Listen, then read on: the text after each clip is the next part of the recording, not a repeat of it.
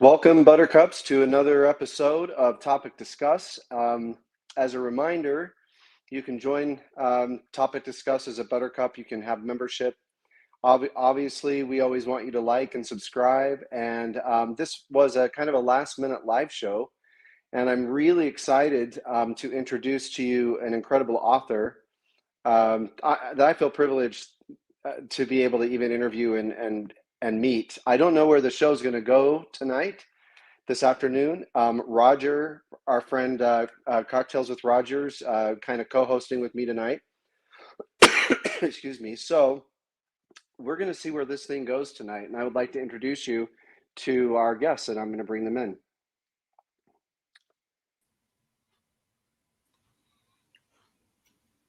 Gentlemen, welcome. Hi, Gary. Mark, great to meet you. Same here. Thank you. Hi, Roger. Hey, Mark. How are you? I'm any better, I'd have a runaway. I got to tell you. So where Mark is sitting, the books behind him are one of the great libraries, and you could get lost in there for weeks and weeks just reading the books. But he also is overlooking the Pacific Ocean, and so Mark's got it figured out.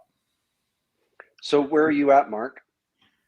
Gary, my wife Trish and I live just about a mile north of a little village on the north coast of Oregon, Manzanita, Oregon. A lot of people know Cannon Beach on the North Oregon coast. We're about 13 miles south of there. So an hour and a half west and a little south of Portland. And what's the weather like there today? Well, it is an absolutely gorgeous day. In fact, Roger will envy this. I just was out on the patio for a few minutes getting a couple of puffs off of a stogie. So it was nice enough to be out on the patio. We had a lovely 2-hour walk on the beach this morning, all the way down to the jetty and back. So a little windy at the start of the walk, but just an extraordinarily beautiful day today. So first one we've had in a while. We get a lot of rain this time of year, typically. Mark, I smoked my first cigar of the new year yesterday, and it was in my garage with 2 heaters going full blast. So I understand. Yeah. Well done. So, gentlemen, just so you know, this is a live broadcast. There are guests, and sometimes I'll bring up their comments as they ask questions. I'll always prioritize anyone that super chats any of their questions. But I'd like to start, if you wouldn't mind. Our audience is familiar with Roger. In fact, Mark, Roger's kind of one of part of I think what's made my channel popular somewhat. I don't know that it's popular, but my audience calls Roger badass. So they know Roger, but I'd like them to just kind of know a little bit about how the two of you know each other. And then Roger, you could start there. And then Mark, maybe you could introduce yourself to our audience, who you are, and we'll go from there. I'll clean up any misimpressions that Roger leaves. Yes, as you should. So Mark and I have really not known each other forever, but I knew of him before he and I knew each other. He was chief of staff for one of the great governors of the state of Idaho, Cecil Andrus, and one of these days we ought to have Mark just tell some Cecil stories. But I also happen to know that he was a storied basketball player in the state of Wyoming back in the day. And after he left politics, and he was in journalism for a while and has done and was, then in politics, and he ran his own public affairs firm and then sold at the top. And but more to me, more impressive than all that is he's a good guy. He married way over his head, but still, he's a good guy, and he's writing this series of books. They're not a series per se, but political biographies and books that are really quite. Everyone should read them, and it's one of the reasons why I hopefully Mark, I'm sure Mark, you'll talk about some of the books you've done, and he's got one coming out this year. So, and he and I talk often, and he and his wife are kind enough to invite us to their home when we do our annual visit to Cannon Beach. But he's got a wealth of experience in a variety of areas, and one of the good guys. Well, that's a very kind introduction, Roger. The most honest thing you said was that I married well above my station, so that's for sure. Same with you, I might add. I hope your roommate's doing well. Both of them, Charlie and Kathleen, are all well. Roger did a good job of synthesizing my bio, such as it is. I always say I've had a sketchy career: journalism, politics, public relations, crisis communication, and now in the fourth chapter of my life, trying to write political history. And fortunate to have enough time to do it now after wanting to do it for many years. Yeah, I think it's a fascinating topic for me. Really, is political history. I grew up in Utah, and like Roger, in a faith-based household, the Mormon Church, and as such, as you know, Utah is heavily a Republican state. So obviously, I grew up Republican, just always hearing kind of these Republican ideals, some of which I understood, and I think I was never truly that interested in politics. I tried to be, just so that I could have civic duty or say that I was doing my civic duty.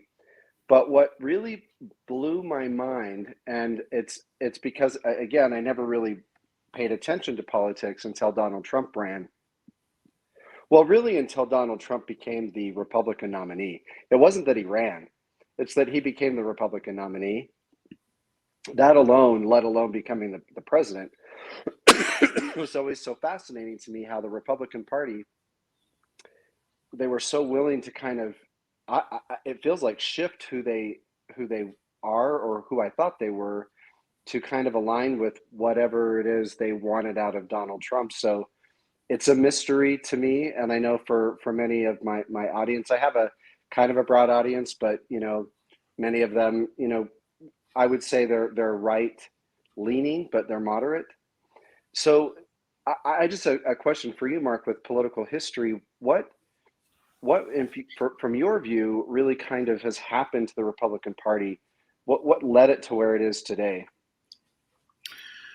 Well, it's a long and complicated answer, Gary. I'll try to be as succinct as I can, but I think you can trace the political party that operates under the Republican banner today directly back to the early 60s, and particularly the campaign in 1964 of Arizona Senator Barry Goldwater, which pioneered in a lot of ways the idea of a movement conservative party that was going to be highly ideological, not really given to compromise, not really given to a sense that there were two legitimate arguments to be made, at least two legitimate arguments to be made about how to construct American democracy, but that there was a right way, the kind of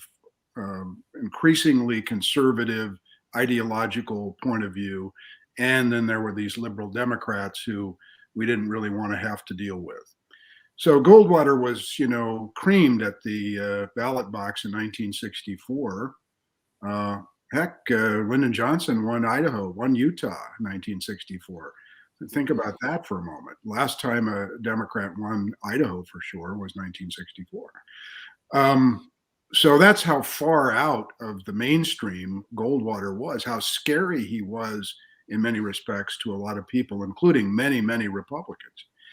So there were a lot of predictions at the time that, that brand of conservatism in America was going to fade away. it would just disappear. That Goldwater had put a stake through the heart of that kind of movement conservatism. But quite the contrary. It not only didn't go away, it in a way metastasized into support for George Wallace later in 1968. Then, Ronald Reagan comes on the scene in the mid 70s, picks up that conservative movement, packages it better than Goldwater ever did, for sure. Much more attractive candidate, much more likable guy than Goldwater, who had a really kind of a hard edge to him. And that, I would argue, has progressed to the point now where the party has really become what we might have once thought of as an outlier in American democracy.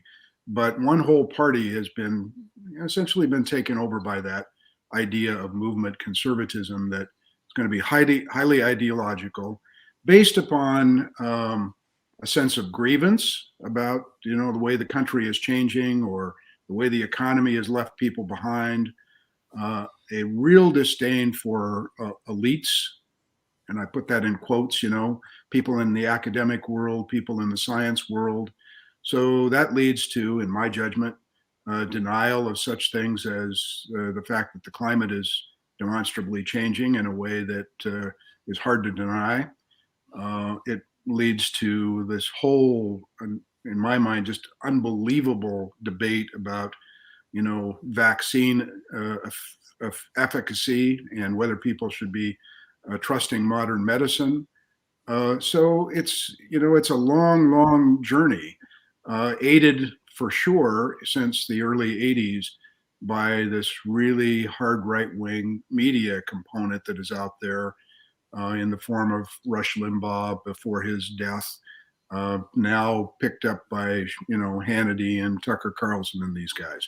So it's a long, complicated route, but I think you can trace it back at least to the early 1960s.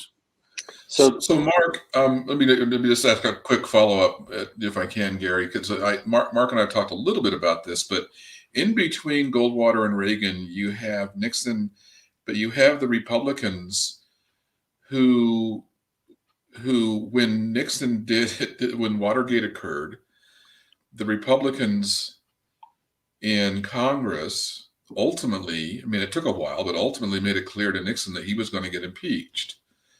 And what Nixon did, in my view, is nowhere near as dangerous as what Trump did. And yet, to me, that's an indicator of how far the party swung between the Nixon period and the Trump period. Am I wrong? No, I don't think you're wrong at all, and I think that is a good way to think about how the Republican Party has changed. You're right. At the time when the revelations started to happen about Watergate, what the White House was implicated in, and the cover-up to try to contain the damage of a break-in at the Democratic National Headquarters by Republican operatives on the payroll of the president's reelection committee. When revelations started to come forward at that point, I think there was a realization, broadly speaking, in the Republican Party that this was so far out of bounds for what was fair practice, if you will, acceptable behavior in politics, that it just couldn't be tolerated at some point, that there had to be sanction and punishment for somebody playing so far outside the bounds of accepted political behavior. And it took a while, a couple of years or more, and a very thoroughgoing Senate investigation of the Watergate crimes and the discovery of Nixon's taping system that clearly implicated him personally in the effort to cover up what had happened. I think it's still not clear that Nixon was really in on organizing the break-in at the Democratic National Committee headquarters, but he certainly was involved in the cover-up afterwards, even to the point of trying to get the Central Intelligence Agency to concoct a story that it was all about national security that had caused this to happen. And so, Republicans, including Barry Goldwater, of all people, actually went to the White House eventually and said to Nixon, the jig is up. You're going to get impeached in the House, and you're going to get convicted if it comes to the Senate. And on the basis of that, the realization that he'd really lost Republican support, Nixon resigns. So fast forward to the Ukrainian shakedown telephone call that Trump clearly made, and then the post-January 6th impeachment discussion in the Senate about whether he should be held accountable for what happened on January 6th. And you have not only a unwillingness, broadly speaking, for Republicans to deal with those facts, but you have an active effort to minimize what happened, normalize, if you will, what happened. And I think that's what you've seen for the last 12 months, since January 6th, 2021, a steady effort to normalize what is an unprecedented event in American history. People egged on by a president of the United States to attack the Capitol, disrupt the counting of the electoral votes for the candidate who clearly had won, and it wasn't really very close. And then manufactured fables, lies for many, many months before and continuing up to this very week about how the election was stolen and was unfair, et cetera, et cetera. So to be melodramatic about it, but you ask, how do democracies fail? Well, one way they fail is people not being willing to confront the truth that is staring them in the face. So just a quick question then about Barry Goldwater. What was Republicanism before him, before Barry Goldwater?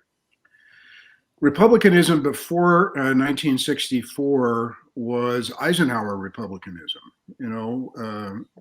Dwight Eisenhower, absolute impeccable human being. I think there's been a lot of new history about Eisenhower's presidency, which began in 1953, and frankly, how good he was as a president.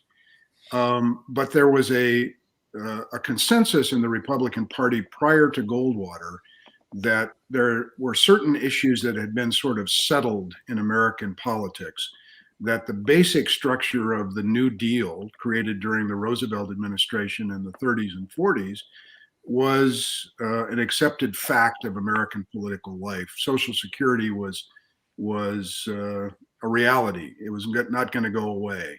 The idea that the federal government had a particular role to play in all kinds of areas of our lives was pretty well accepted. And Eisenhower, frankly, led the party, in my judgment, to accepting that reality. And Richard Nixon, nominated in 1960 to be the Republican candidate, essentially carried that on throughout that 1960 campaign against John Kennedy. It wasn't really, it was a legitimate debate about, do we want a little more conservative or a little more liberal person at the tiller? But the fundamental underpinnings of American political structure was not really in debate until Goldwater comes on the scene. And this is the rise of, the John Birch Society. The Ku Klux Klan is making a reappearance, particularly in the South, pushing back against the momentum that is building in the civil rights community for voting rights and civil rights writ large.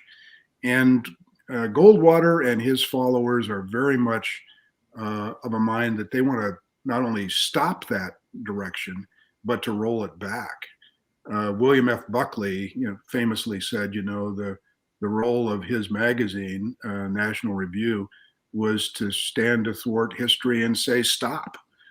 We're going to stop this leftward liberal leaning trend in the country.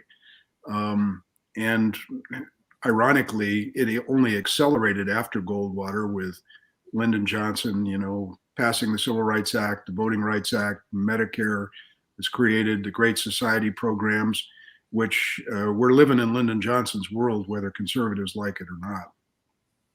To answer your question, there was a moderate, even liberal element in Republican politics in the 50s and certainly into the early 60s that made the party a willing accomplice, if you will, with the other party in addressing some big national priorities. You think about those pieces of legislation that I just mentioned that passed during the Johnson administration, Medicare, for example, passed by huge bipartisan majorities in both houses of Congress. Democrats had strong majorities in both houses, but Republican votes helped pass those important pieces of legislation. So it's just inconceivable that the two parties can work together like that in the current environment. Something that we now consider so fundamental to American culture, let alone American transportation, is the interstate system that was really conceived in the Eisenhower years and got was what became reality over that period of time. Imagine the outcry you'd get today on an infrastructure project of that size. Right. Yeah, it's inconceivable that it would that it could be created. Something like that could be created today, but that was a Republican initiative for sure. Eisenhower was smart enough to sell it as a matter of national security, that we needed to improve the nation's surface transportation infrastructure. But it was a brilliant, at the time, it was there was a lot of downsides to the interstate highway system and how it's impacted big cities and that sort of thing. But for the most part, I think most Americans would agree, yeah, it's a good thing that, I-84 goes across southern Idaho. I-5 goes up through, I-15 goes up through Utah. So when you said earlier that even for conservative religious groups like Mormons in Utah and Idaho and these states, even someone like Barry Goldwater was scary. And I don't know anything really about Barry Goldwater. Is it Goldwater? Goldwater. Yeah. What was it that, in summary, was so scary about him, even to moderates, conservatives? Well, Goldwater came out of a kind of a populist tradition in Arizona, where he grew up as a young man. His father was a quite successful local merchant, owned a big department store in Phoenix, and he very much was in the tradition of capitalism, free markets, all that sort of thing. What I think scared a lot of people about Goldwater was his intemperate language. The fact that he was, you got a director behind you there, Gary. At one time during the, even before I think he was a candidate, might have been 1963, he's talking about, and this is the real beginnings of the really tense period of the Cold War. We'd had the Cuban Missile Crisis, and there's a real debate going on in the country, and particularly in the Congress, about what should U.S. policy be against the Soviet Union? Should we, be really confrontational with these guys? How should we handle the threat of global communism? And the Kennedy administration's approach was to engage them, to engage the communists, to use diplomacy to deal with the differences. Goldwater said, I'm not interested in diplomacy. We ought to lob a few into the men's room of the Kremlin. That was a direct quote. He said we should lob atomic weapons into the men's room of the Kremlin. So it was kind of that loose language. He advocated using nuclear weapons in Vietnam in the 60s. So it was really kind of a scary aspect of his approach to the world at that time, when, people were kind of on a daily basis seemed to be much more conscious of the nuclear threat than we've become since we've lived with it all of our lives now. Goldwater's is best known for the statement, "Extremism in the defense of liberty is no vice, and moderation in the pursuit of justice is no virtue," Right. Which sort of sums up his, whatever it takes approach. So, Mark, when I was I was a missionary for the Mormon Church, and I served in the southern states, specifically in Virginia, in Lynchburg, Virginia, which is right where Liberty University is at. Right. Yep. Through a lot of different circumstances, I didn't know who Jerry Falwell Sr. was. I do now, but at that time I didn't. And through just some random events, we had an opportunity to meet him, to have dinner with him. And it was then that I learned from Jerry Falwell Sr. All about the Christian Coalition and the moral majority, specifically making sure I understood Mormons were not part of the moral majority. They were not part of the Christian Coalition, even though I think Mormons kind of want to jump on that bandwagon, right? But what I'm curious, so I'm bringing in Jerry Falwell up to ask how much of what Barry Goldwater was doing and kind of this extremism was religiously motivated, or did religions kind of, I'm just curious about what came first, or did religions jump on, or did they take advantage of religions to get the votes? I'm just curious about how much religion's involved in this. I think the religious element that is so closely identified with conservative movement today was a little later developing. I think it happened more in the late 70s than during the Goldwater period, when evangelical Christians particularly became so closely identified with the Republican Party. It's easy to forget now that in 1976, when Jimmy Carter's running for president the first time, this is a Sunday school teaching, go to meeting Baptist, Southern Baptist, who really, as much as any president up to that point, sort of wore his religion on his sleeve. He enjoyed widespread support among evangelical Christians in 1976. By 1980, I think there's lots of evidence to the effect that evangelical Christians had basically abandoned Carter, abandoned the Democratic Party, and thrown in entirely with Ronald Reagan.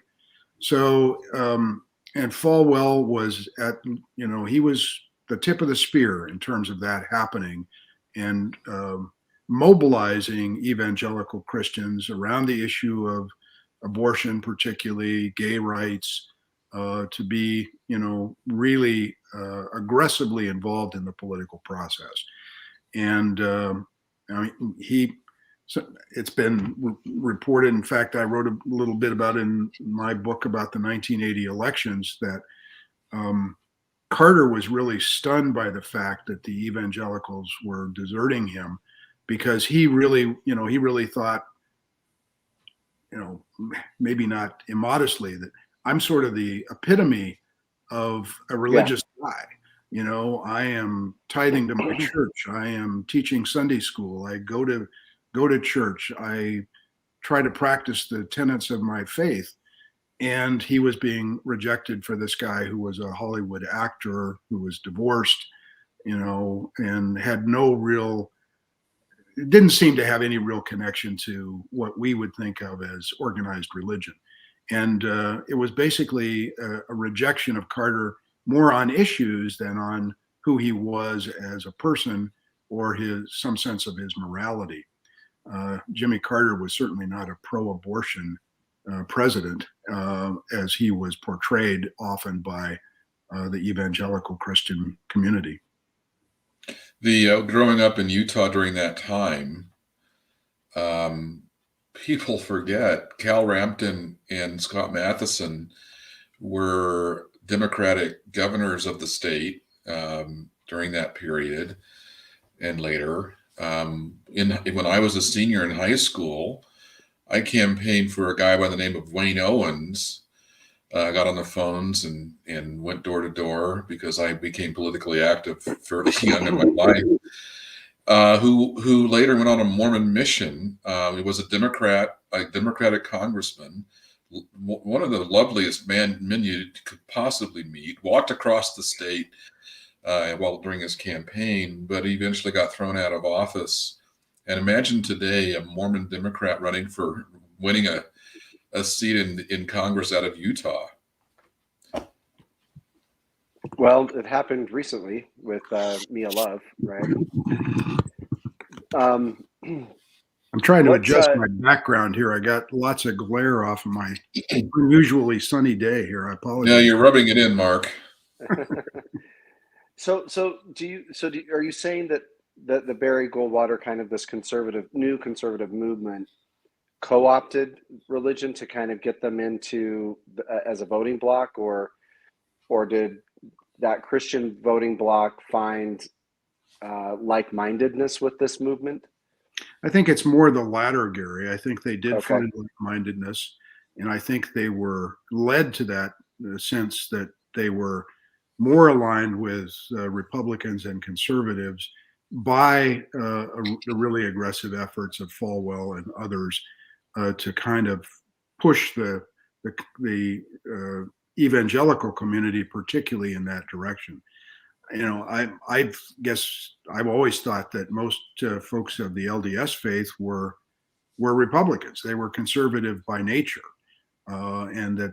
So I'm not terribly surprised that, you know, LDS voters traditionally have supported, more often than not, have supported Republicans over Democrats. But as Roger said, you know, I'm old enough to remember Cal Rampton and Scott Matheson, who was an absolutely wonderful guy, very close friend of my old boss, C. Sanders.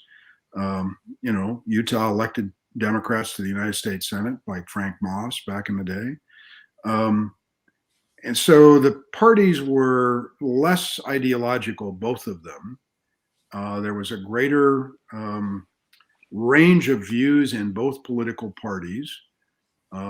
Conservative Democrats and liberal Democrats, and conservative Republicans and more liberal Republicans.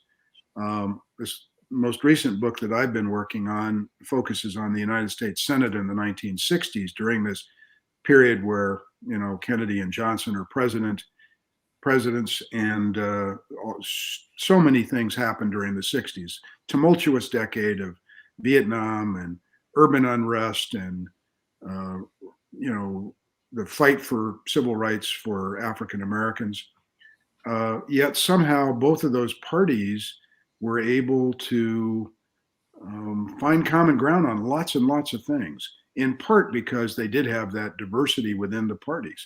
So on, for example, the Civil Rights Act, which passed in 1964, the chief Republican sponsor of that legislation was Everett Dirksen of Illinois, the Senate Minority Leader, who was a very conservative guy.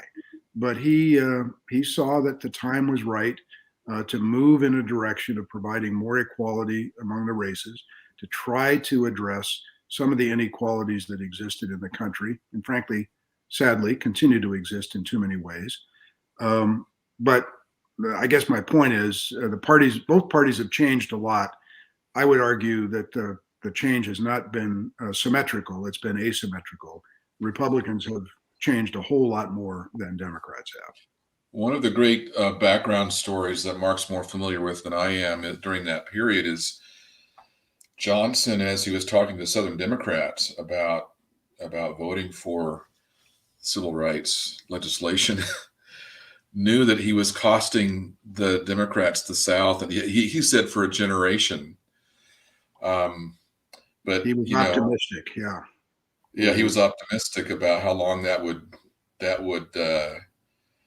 go on.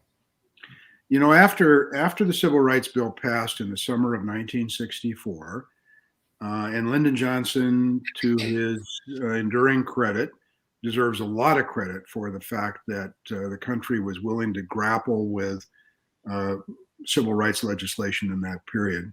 And Roger's right. He said, you know, this will cost the Democratic Party of the South for a generation. He was optimistic in that regard.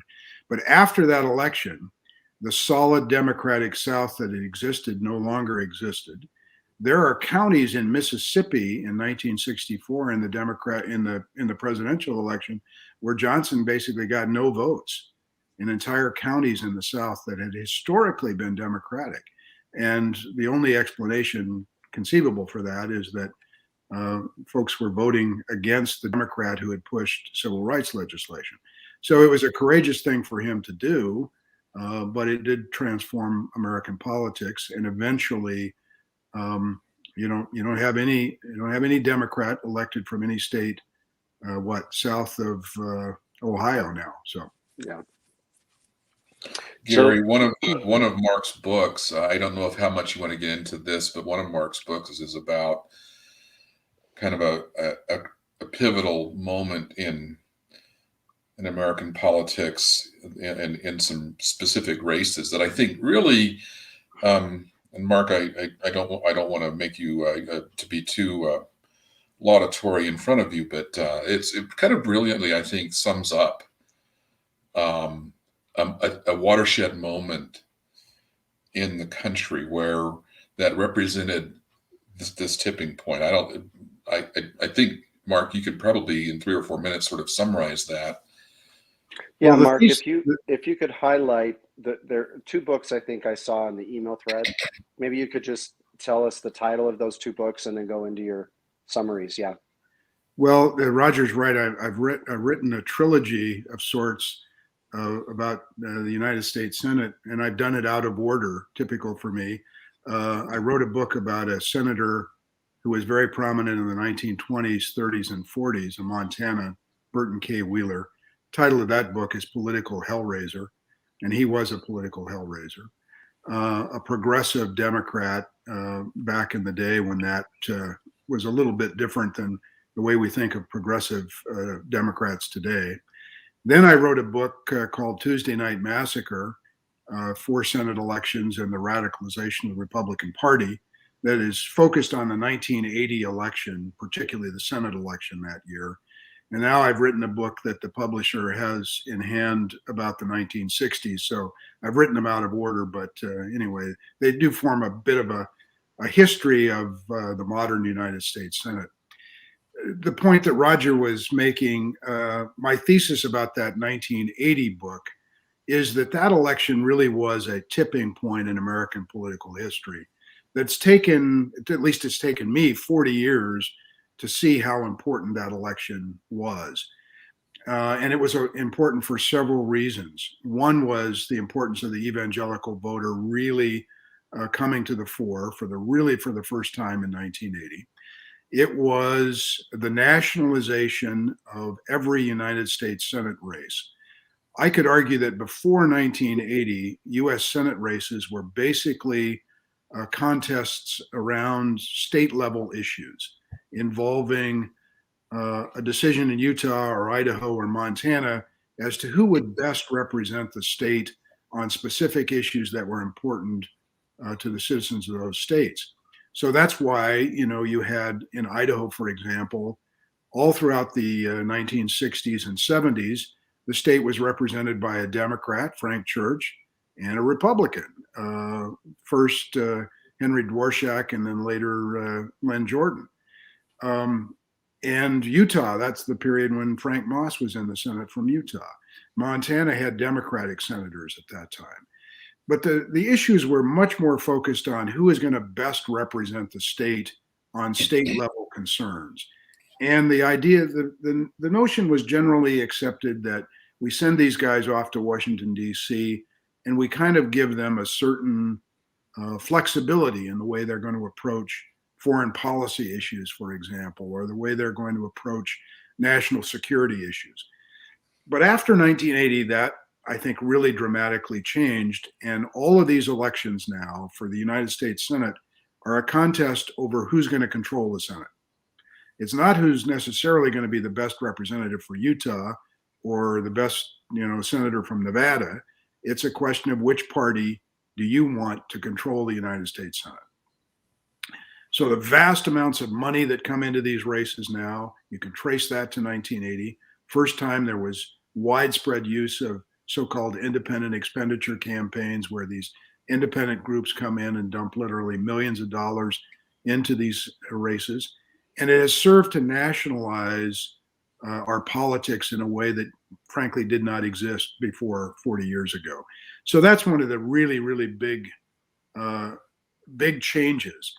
Just to give you one quick example of how that's manifested itself.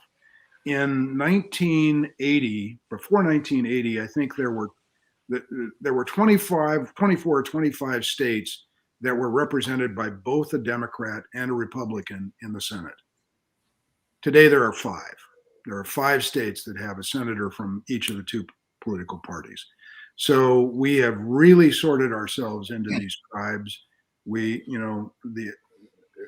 It matters more to a Democrat to support a Democrat to beat a Republican than it does, to pick the right person for the job, and vice versa. So that's a profound change in American politics in the last 40 years. So as we think about these changes, and you alluded to this earlier, but I know some of my audience will say, when thinking about these 2 parties, that they're really, it's the same, right? Like, if I know that with some family members that I have, if I say, when I was when I was really worried about Donald Trump becoming the nominee for the Republican Party, I would get pushback from people I know that was like, well, what about Bill Clinton, or what about Benghazi? Right. So there's the what abouts. And then I would hear, well, it's all the same. Both parties are the same. You have problems in both parties. But for me, something seemed to fundamentally shift with Republicans that I've not seen in any party. Now, I'm not got a lot of experience in this. So from your perspective, are they equal in terms of this kind of extremism, or are we seeing something fundamentally different with the Republican Party now? Yeah, some people won't like what I'm about to say, but yeah, there is a fundamental difference. It's not, as I said earlier, a symmetrical problem where a pox on both of their houses. I can be very critical of Democrats, and I could point to many things that I find distasteful about the way the National Democratic Party operates. But on the fundamental scale of, are you sort of willing to accept the norms of American political conduct and push back when you need to, when those norms are violated, then I have to say that Republicans really are asymmetrically different than Democrats right now. Norm Ornstein, well-known political scientist, and his partner at the Brookings Institution wrote a book about this a while back, where they were, for many years, were these kind of nonpartisan, inside the beltway political analysts poking sticks at both political parties. And their book basically said, you got to realize the Republicans have really gone in a different direction here with the way they approach politics, and they are the problem, really. And I could cite chapter and verse where that is true, but I'll just give you one example. Recently, the House of Representatives formed a special committee to investigate the events of January 6th last year. And the Republican leadership in the House initially said they would support such an investigation, but they wanted to put people on the investigation who were demonstrably involved in the events leading up to January 6th. People like Congressman Jordan from Ohio, for example, what was supposed to be on the committee investigating his own conduct, basically. And Democrats, not surprisingly, said that's unacceptable. So it set up this, loggerheads of conflict between the 2 parties in the House of Representatives. And the way that has manifested itself most recently, the committee has issued subpoenas for people who there's reason to believe were involved in organizing the attack on the Capitol. People like this Yahoo Steve Bannon, and they issue a subpoena for him to appear before the committee and bring materials that are relevant to the investigation. And 2 Republicans in the House supported the issuance of that subpoena. 2 Republicans. So the analogy during Watergate, to go back to where we began this conversation, would be if the entire Republican Party during the Nixon administration had basically said, it's fine that one political party broke into the other political party's headquarters to steal materials, eavesdrop on their conversations, and then they tried to cover it up, and that's okay. That would be analogous to what's going on right now. The vast majority of Republicans in the Congress have resisted an investigation and an accounting of what happened on January 6th. Why did this happen? This unprecedented assault on the Capitol that put in a lot, there was just some reporting just in the last few days that the purpose of some of these folks were to take hostages, to take members of Congress hostage and hold them hostage. For what purpose? Who knows? But it's deadly serious business, deadly serious to the extent that 5 people died during that event. So to minimize it, to not try to get to the bottom of it, and not to put aside the partisanship in order to get there, it's really concerning to me. Gary, let me give another example that Mark and I have talked about, and it's about a member of Congress who is a personal friend of Mark's and mine, Mike Simpson, who lives here in Idaho Falls, who is who I've known for a very long time, since he was Speaker of the Idaho House way back in the 90s. Grew up in Blackfoot and he was a dentist, and really good guy. I've always enjoyed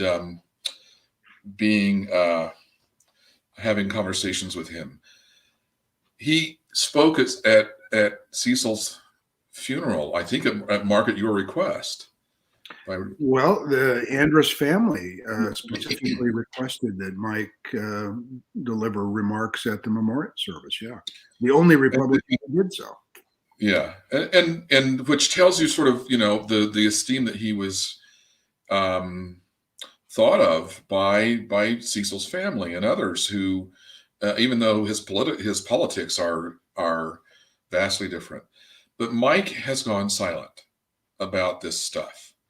And I know the reason that Mike has gone silent about it is because he's afraid of not getting reelected. He's afraid of getting primaried out of his own party, which tells you 2 things. One, the degree to which the party faithful have gone off the rails, and 2, the degree to which getting reelected matters to people for whom, Mike has been in Congress a long time. He could, declare victory and go home. I remember Alan Simpson, the former senator from Wyoming, when he and Cecil spoke at an event in Boise some years ago. Alan Simpson talked about what's happened to where the only thing we care about is getting reelected. And I know Mark has better insights into this, but I think Mike is one of those. It is illustrative of this deep issue that I think is truly unique to the Republican Party at this point. Yeah, and Mike is I agree with everything you said about him being a thoughtful, intelligent, thinking man's conservative who has done many good things for the state of Idaho. And here's the real tragedy, I think, in his story. In 2017, when Donald Trump was really getting established in the office, Mike was very critical of a number of things that the administration at that point was doing, including diverting money from the Pentagon budget to build the border wall, which violated every tenet of separation of powers. The fact that Congress appropriates money for specific things, the president doesn't have the authority to then decide that he doesn't want to spend that money on the Pentagon. He's going to spend it some other way. Mike was very critical of that, and then he went along with it when it happened. So there was a moment in time when I think the Mike Simpsons of the Republican Party could have stood up and said, no, we're not going to go this route. We're going to suffer the mean tweets from the former president. We're going to explain to our constituents why this is improper. We're going to, do what politicians really need to do, which is to trust their voters to be smart enough to figure things out if they take the time to explain it to them. And they didn't do that. Hardly anyone did that. There have been a few examples, Mitt Romney here and there, Liz Cheney now, the most obvious example. But the Mike Simpsons, and there are many of them in the Republican Party at the national level, who know better and who know the dangerous course the country took under Trump, they decided to go along and to be quiet, sit on their hands, not make a case about it. And that's the real failing, I think, of the modern Republican Party. I mean, you look at some of these guys like Ted Cruz now, from the senator from Texas, who was maybe the most vociferous Trump critic in 2016, calling him virtually everything under the sun, including a con man and a deranged narcissist, the worst narcissist in the history of the country, he said. And now, he's right in there, accepting his endorsement for his reelection and campaigning with him and normalizing the abnormal. And embarrassing himself with. There was a moment in time when it could have been different, and they chose not to go that way. Yeah, and to the point where he embarrasses himself on Fox News, walking back a very basic comment that he'd made many times about the terrorism aspect of the January 6th attack. That used to be the kind of thing that a politician would be absolutely mortified to be caught up in that kind of a slippery, slimy lie and reinvention of the truth, and would have been mortified to be called out on it as aggressively as Cruz has been. But now, hey, that's okay, as long as you're on my team. So a couple of things just that I want to press on. You had mentioned that people like Mike and others have not taken a stand or educated their constituents because they're afraid of the voter. So then my mind goes to the voter. And for myself, I think I was shocked. Just like, I think I had truly an existential kind of crisis during the whole Trump era, because I saw people who I respect and who I feel are intelligent, and they've always kind of said they vote based upon their moral compass, go all in on Trump. And I was surprised at how many people did. And so it's kind of it's a reflection on these voters. Like, we can talk about the Republican Party, but all day long, but there's, a good 40-45% of the country, maybe, I don't know what the percentage is, that kind of subscribe to this. What happened to them? And why couldn't they see past this charade and kind of this con artist stuff from Trump? Gary, I'm going to preempt Mark, and then I'm going to shut up. But one of the things I'll just throw out, because it's something I teach at Gonzaga, is do not underestimate the power of social media and its evolution over this period of time, and how it is impacting things in enormous, in broad and deep ways. And it's the problem is that people do not know how to consume information at this level anymore. And so there are people, Liliana, who has noted, asked a couple of questions here. I to respond to that. I do believe that there are people who totally buy that the election was stolen. That it's not just, it's not just a, a cover, but they're buying it. And part of the issue here is the how social media and digital access to digital information in all of its forms has fundamentally changed how we arrive at conclusions. Yeah, Roger's dead on that, and he is more expert in it than I am with his teaching and the work that he's done to understand how that has impacted politics and culture writ large. It's a huge, huge factor, maybe the biggest single factor in what I would term the radicalization of a significant percentage of the American population. But again, this is not a new phenomenon. It's only been ramped up, so to speak, amplified by the fact that, we have Facebook and we have social media in all of its different forms, YouTube, all of these mechanisms where information is disseminated. A lot of it just pure unadulterated garbage, but nonetheless, it's out there. I came across, and when I was writing that book on 1980, I came across a guy that I had not ever heard of before. Donald Warren was his name. He was a sociologist who taught at a college in Michigan, died in 1997. He wrote a book that was published in 1976 called The Radical Center, Middle Americans and the Politics of Alienation.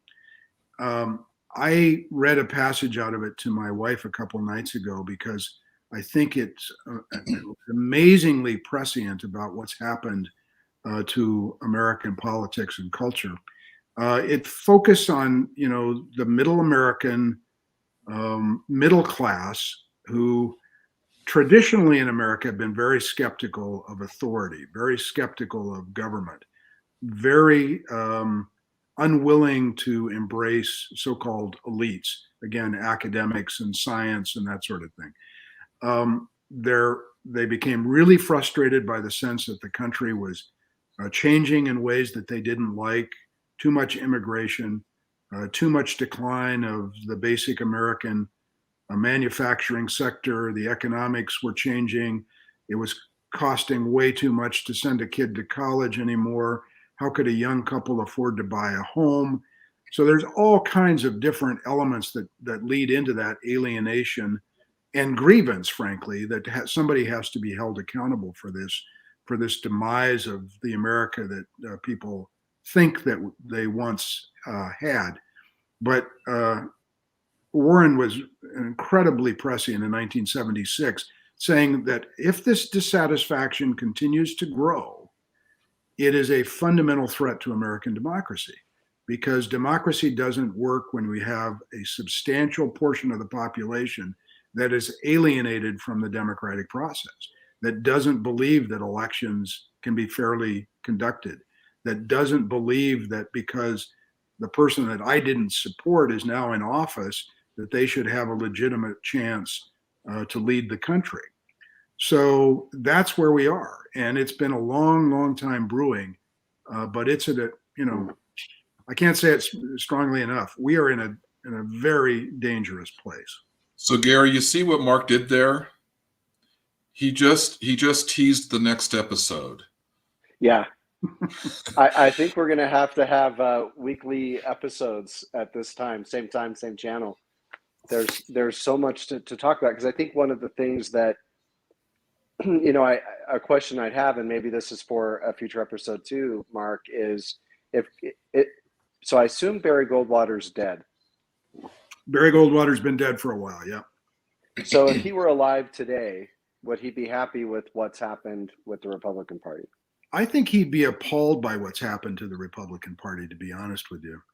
I think as conservative as he was and as outrageous as he could be, that's my term, outrageous with his use of language, I think he'd be appalled by the breakdown of trust in government institutions writ large. He would be appalled by threats of political violence and actual acts of political violence being carried out. People attacking the Idaho State Capitol. They broke down a door in the Capitol building last year. Had to haul off Eamon Bundy in handcuffs. So Tight to a chair. yeah, I think Oh, Goldwater was that Ammon Bundy that did that? Other conservative Oh. from that period.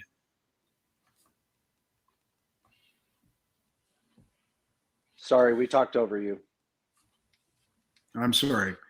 Just to answer your question, I think he'd be appalled by it. I think he was, as conservative as he was, he understood that American democracy depended on support for the institutions, belief in the electoral process, belief in the court system, and belief in fundamental facts and truth. That there are objective truths. You can find out information that you can prove to be, actual facts. Goldwater was a true believer. He was and that's one of the differences is Goldwater was a true believer in the conservative values that he espoused, but they were principles that he believed in.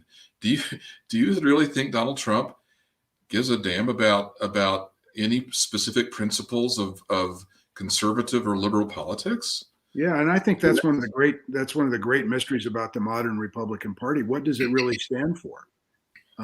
You used to be able to say, well, strong national security, a free market economy, free trade, engagement in the world. I'm not sure you could say any of those things anymore about the modern Republican Party as kind of fundamental bedrock principles. Right now, it seems to be about making sure your grievance of the day is properly accounted for. I really want to, just to get this in, I really want Mark, the next time we get together, to not to start with this leaping off point about the whether democracy is truly endangered in our country, and because Mark has some insights that few people would have that I think would be really interesting to get into. I'm just taking those notes because I totally agree. And as we wrap up this episode, and thank you, Mark, I think we're going to have a really, really important channel, a really important discussion happening here. When you said, what is it that conservatism means anymore? I've had an interesting kind of foray recently into the political spectrum in St. George, Utah. Somewhat political, I've been a very big champion of changing the name of our university here from Boise State University to something that is more modern. Right. And there's some obvious reasons. First of all, it's a branding problem. Like, if you just want to look at it from branding alone, when you're playing teams in other states and you're from Boise State University, they think you're from Alabama. So there's a branding problem, but there's also definite racist overtones or undertones or whatever you want to call that. Right. And I fought significantly, I feel like, with Utah state legislators, including the senator that represents us here in St. George, Don Ibsen. Now, we eventually won, by the way. So Boise State University will now be Utah Tech University, which is a really so important for this community. But just recently, and again, Don Ibsen and these conservative legislators in Utah, they've doubled down on, they're worried about things like, critical race theory, and they're worried about just stupid things, right? And they're totally anti-science, anti-vaccine. They've not been supportive of our healthcare system. But then, lo and behold, and I have in the past had some Republican involvement. I was a delegate earlier in my life, and I get invited by Don Ibsen and others to his house a couple of weeks ago to try to figure out how to save the Republican Party from extremism. And I'm like, okay, so at what point, why now? Like at what point have you realized that it is off the rails, and now you want to try to fix it? You lost the name change thing. Now what is it that you feel like is too radical? So what do you, and I know I'm asking you to kind of read into the mind of some of these Republican leaders, but I'm curious, why do you think some of our Republican leaders who totally, jumped on the Trump wagon are now saying we're in trouble, we need to save this party? Why now? Well, I think I think some of them realize that we have reached a tipping point where it really could go south in a really disastrous way, where you have, people threatening political violence, where you have a certain element of the party or the conservative movement sort of whitewashing what happened on January 6th. And I think they're, thoughtful people, and I hope that some more at the local level. In Idaho, I know Roger knows this, but some people that he and I know very well, a former Chief Justice and Attorney General of the state, Chief Justice of the Supreme Court, Jim Jones, former Speaker of the House, Bruce Newcomb, former Secretary of State, Ben Usursa, all very conservative Republicans, have recently formed a group saying, we got to try to take our party back. This element that has taken or is trying to take control of the party and drive out anybody who might disagree with them, even in the slightest, is a real danger. So I think some people are really starting to come around. My worry, Gary and Roger, is that it's too late. Yeah, I'm really concerned about that it might just be too late to pull back from the abyss. Well, and I'm having a hard time with it too, just personally. And this is probably, we can talk about this next time as well, and you can counsel me. But I have been a Republican. I have been a Republican delegate. I've been part of the party. And when I was very vocal in 2015 and 16 about Donald Trump, I really did feel kicked out of the party, right? And so you're either in or you're out, right? It's a cult. And so now, like now you're what, you want to talk to me, or now you want to invite me to your caucus, your neighborhood caucus. Now, right now, I want to say screw you, guys, but you might want to counsel me to get involved, because right now I would counsel you. Right? I would counsel you to get involved, to engage with them, try to work with them and reason with them. Yeah, absolutely. That's the way democracy is supposed to work. So I need to let my pride down, I think. But we're going to end this episode. Unless there's anything else that you gentlemen want to bring up, I think we are queued for our next episode. Like you said, Roger, anything you'd add or you want to end with? I just, listening to Mark and having conversations of this sort is always just good, clean fun. And I have a hope that we can actually make a difference through this channel. Roger, you and I have talked about that. I one feedback I've gotten from my audience is that I'm not consistent enough, right? Like if they know that there's a show every Sunday at 4 or 3, that might help. But I do want to take this more seriously. I do have one last super chat, Mark. I will link, Mark, your books so that people can go out and order them.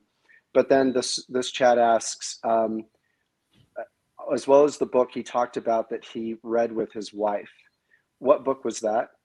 The author is Donald Warren, Warren. The book is called The Radical Center, Middle Americans and the Politics of Alienation. It's an old book, but you can find it on Amazon, published in 1976. Very much an academic book, but lots of socioeconomic research went into it, lots of public opinion research, but quite if you get bogged down in all of that research, just read the concluding chapter. It's pretty stunning. Yeah, I would add this, Gary, for those who are on and those who will be watching this recorded, because I know you'll link to Marc's books. Buy the books.